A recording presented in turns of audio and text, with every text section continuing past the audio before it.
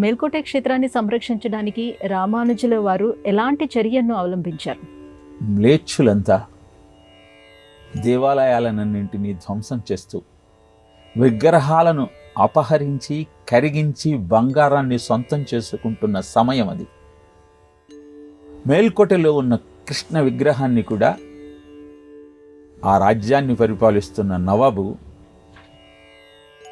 కైవసం చేసుకొని తన కోశాగారంలో భద్రపరిచాడు.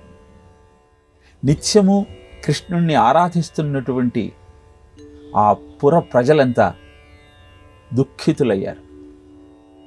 ఏం చేయాలో అర్థం కాక రామానుజులకు ఆ విపరీతాన్ని వివరించారు. రామానుజులు ఆ సుల్తాన్ దగ్గరికి వెళ్ళి ఆయనకు తన రాక యొక్క విశిష్టతను వివరించారు. భగవద్ రామానుజాచార్యుల వారే తన ఆస్థానానికి రావటాన్ని గమనించిన ఆ సుల్తాను కూడా మోకరిల్లి ఏం కావాలి అని అడిగాడు. మేల్కోటలో ఉన్నటువంటి కృష్ణ విగ్రహము మీరు సంగ్రహించి తెచ్చారు, అది నాకు ఇప్పించండి అంటూ అడిగాడు. స్వామి, ఇక్కడ కొన్ని వేల విగ్రహాలు ఉన్నాయి, మీ విగ్రహం ఉంటే తీసుకోండి, మీరు దాన్ని గుర్తించగలరా అని ప్రశ్నించాడు. ఆ విగ్రహాలలో మేల్కోటేలో ఉన్న విగ్రహం లేదు. అదే సుల్తానికి తెలియజేశారు రామానుజాచార్యులు.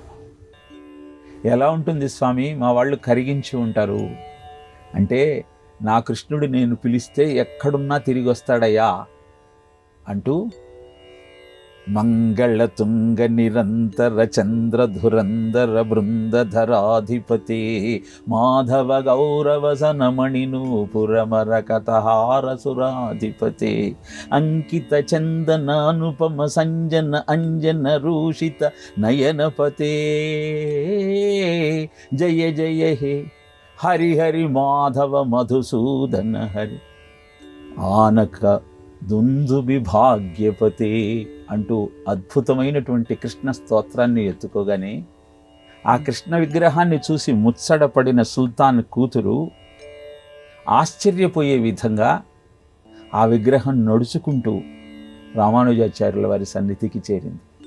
ఆ సుల్తాన్ కూడా ఆశ్చర్యపోయాడు.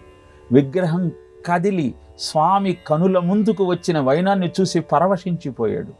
భారతదేశంలో ఇంత అద్భుతమైనటువంటి ఆధ్యాత్మిక చింతన ఉన్నదా? భగవంతుణ్ణి కూడా శాసించి దగ్గరకు నడుచుకుంటూ వచ్చే విధంగా శాసించేటువంటి మహానుభావులు ఉన్నారా అని ఆశ్చర్యపోయాడు.